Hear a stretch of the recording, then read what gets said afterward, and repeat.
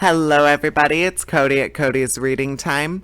I'm back again with another story out of the Red Fairy book by Andrew Lang, and this one is called Brother and Sister. I hope you enjoy it, and if you do enjoy my narrations, please subscribe. I upload new stories every single day, and there will always be something new to listen to. So stick around and enjoy some stories. Let's find out what this one's about. Brother and Sister. Here we go. Brother took Sister by the hand and said, "Look here, we haven't had one single happy hour since our mother died. That stepmother of ours beats us regularly every day, and if we dare go near her, she kicks us away. We never get anything but hard, dry crusts to eat. Why, the dog under the table is better off than we are. She does throw him a good morsel or two now and then. Oh dear, if our own dear mother only knew about all of that. Come along and let us go forth into the wide world together." So off they started through fields and meadows, over hedges and ditches, and walked the whole day long. And when it rained, Sister said, "Heaven and our hearts are weeping together." Towards evening they came to a large forest, and were so tired out with hunger in their long walk as well as all their trouble that they crept into a hollow tree and soon fell fast asleep. Next morning when they woke up, the sun was already high in the heavens and was shining down bright and warm into the tree. Then Brother said, "I'm so thirsty, Sister. If I did but know where to find a little stream, I'd go and have a drink. I do believe I hear one." He jumped up, took Sister by the hand, and they set off to hunt for the brook. Now their cruel stepmother was in reality a witch, and she knew perfectly well that the two children had run away. She had crept secretly after them and had cast her spells over all the streams in the forest. Presently, the children found a little brook dancing and glittering over the stones, and Brother was eager to drink of it, but as it rushed past, Sister heard it murmuring, "Who drinks of me will be a tiger. Who drinks of me will be a tiger." So she cried out, "Oh, dear brother, pray don't drink, or you'll be turned into a wild beast and tear me to pieces." Brother was dreadfully thirsty, but he did not drink. "Very well," he said, I'll wait until we come to the next spring." When they came to the second brook, Sister heard it repeating too, "Who drinks of me will be a wolf. Who drinks of me will be a wolf." And she cried, "Oh, brother, pray don't drink here either, or you'll be turned into a wolf and eat me up." Again, Brother did not drink, but he said, "Well, I'll wait a little longer till we reach the next stream. But then, whatever you may say, I really must drink, for I can bear this thirst no longer." And when they got to the third brook, Sister heard it say as it rushed past, "Who drinks of me will be a roe. Who drinks of me will be a roe." And she begged, "Ah, brother, don't drink yet, or you'll become a roe and run away from me." But her brother was already kneeling by the brook and bending over it to drink, and sure enough, no sooner had his lips touched the water than he fell on the grass and transformed into a little roebuck. Sister cried bitterly over her poor bewitched brother, and the little roe wept too and sat sadly by her side. At last the girl said, "Never mind, dear little fawn, I will never forsake you."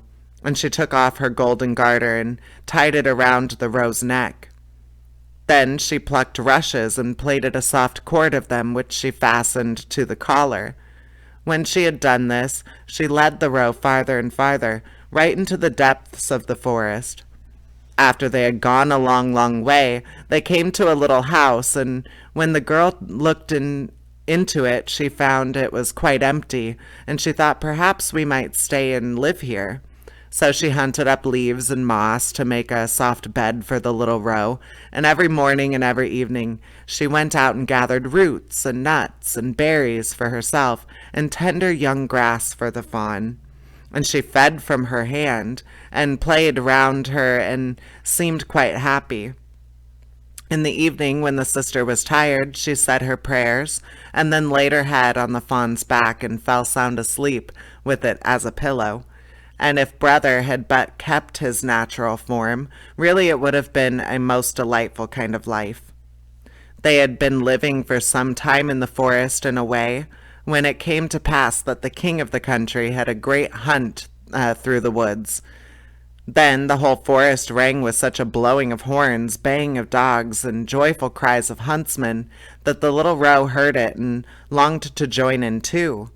"Ah," said he to his sister, "do let me go off to the hunt. I can keep still no longer." And he begged and prayed, till at last she consented. "But," she said, "mind you come back in the evening. I shall lock my door fast for fear of those wild huntsmen.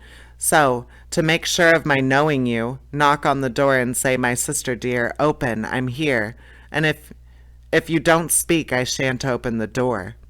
So off sprang the little roe, and he felt quite well and happy in the free open air. The king and his huntsmen soon saw the beautiful creature and started in pursuit, but they could not come up with it, and whenever they thought they were sure to catch it, it bounded off to one side into the bushes and disappeared. When night came on, it ran home, and knocking at the door of the little house, cried, "Dear sister, open, I'm here." The door opened, and he ran in and rested all night on his soft mossy bed. Next morning the hunt began again, and as soon as the little roe heard the horns and the ho-ho of the huntsman, he could not rest another moment, and said, "Sister, open the door, I must get out." So sister opened the door and said, "Now mind and get back by nightfall and say your little rhyme." As soon as the king and the huntsman saw the roe with the golden collar, they all rode off after it, but it was far too quick and nimble for them. This went on all day, but as evening came on, the huntsmen had gradually encircled the roe, and one of them wounded it slightly in the foot, so that it limped and ran off slowly. Then the huntsman stole after it as far as the little house, and heard it call out, "My sister dear, open, I'm here." And he saw the door open and close immediately. The fawn had run in. The huntsman remembered all this carefully, and went off straight to the king and told him all he had seen and heard. "Tomorrow we will hunt again," said the king. Poor sister was terribly frightened when she saw how her little fawn had been wounded. She washed off the blood, bound up the injured foot with herbs, and said, "Now, dear, go and lie down and rest, so that your wound may heal." The wound was really so slight that it was quite well the next day, and the little roe did not feel it at all. No sooner did it hear the sounds of hunting in the forest than it cried, "I can't stand this, I must be there too. I'll take care they shan't catch me." Sister began to cry and said, "They are certain to kill you, and then I shall be left all alone in the forest and forsaken by everyone. I can't and won't let you out."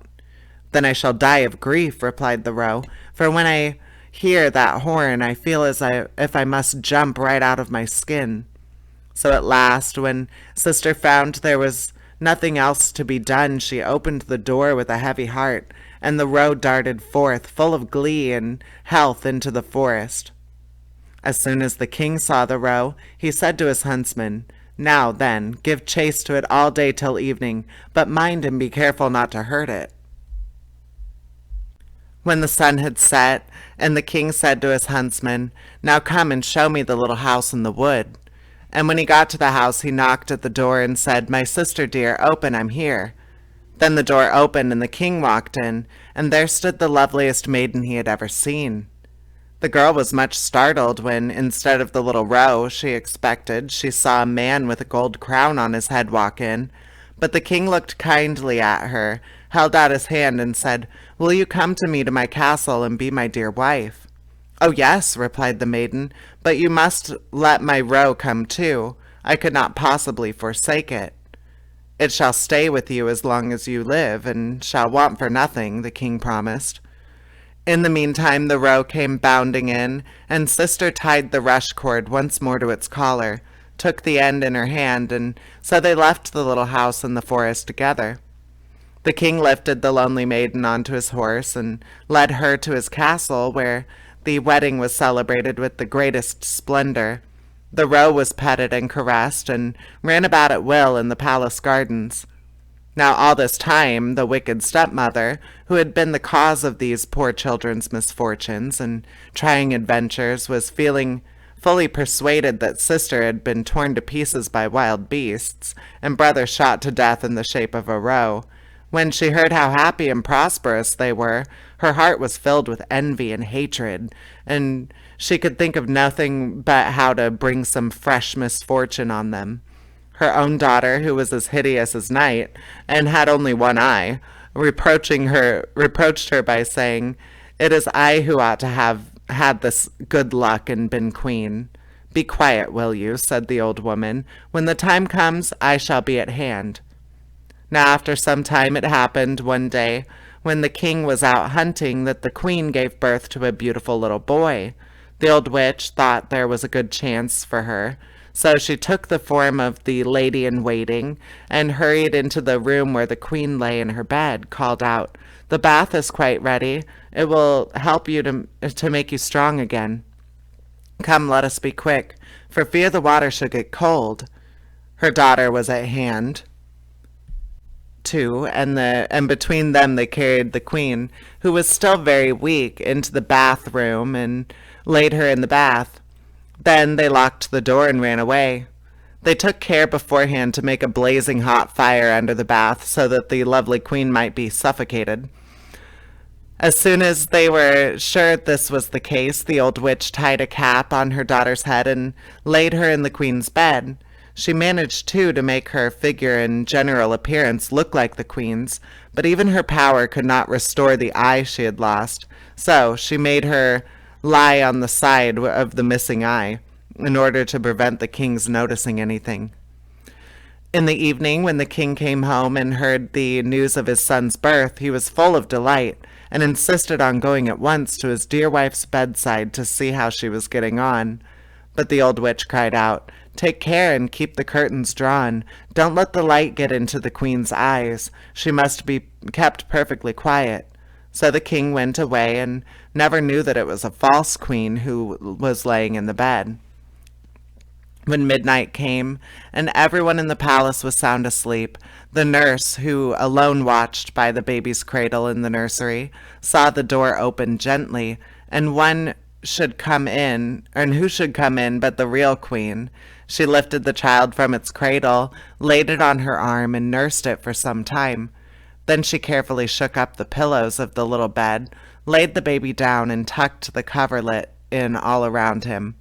She did not forget the little roe either, but went to the corner where it lay and gently stroked its back.